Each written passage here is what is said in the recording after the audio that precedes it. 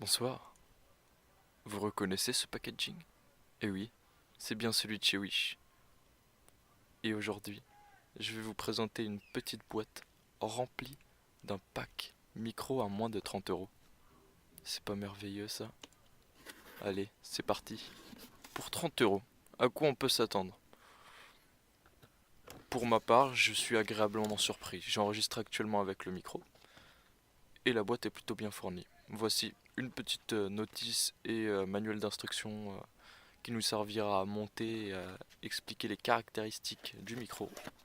Une petite carte son qui va nous servir à relever le gain du micro car sinon il est vraiment trop faible et on ne peut pas enregistrer avec. Une bonnette qui servira si on enregistre en extérieur mais il doit être alimenté par une alimentation fantôme normalement. Un anti-pop que j'utilise actuellement et qui marche plutôt bien. Il n'est pas de top qualité mais il fait l'affaire. Le micro que j'utilise également, qui est plutôt bien protégé dans son petit étui en mousse et sa petite pochette à bulles. Pour la connectique, on a un câble XLR vers jack, qui est plutôt rigide, plutôt épais et m'a l'air plutôt costaud. Le bras, qui va être un élément très intéressant dans ce paquet. L'araignée, qui va nous servir à maintenir le micro sur le bras. Et un étau qui nous servira à fixer le bras sur n'importe quelle table, qui est accompagné d'un petit support pour micro universel. Alors, maintenant, nous allons attaquer le montage. C'est très simple. Pour commencer, le petit étau qui va servir ici à fixer le bras sur la table.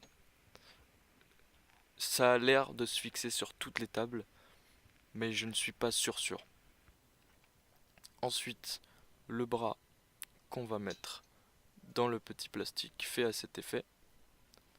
Il est pas super facile à insérer à une main, on dirait que le plastique est un peu cheap, mais je ne peux rien garantir, je n'ai pas encore assez utilisé le micro pour le dire.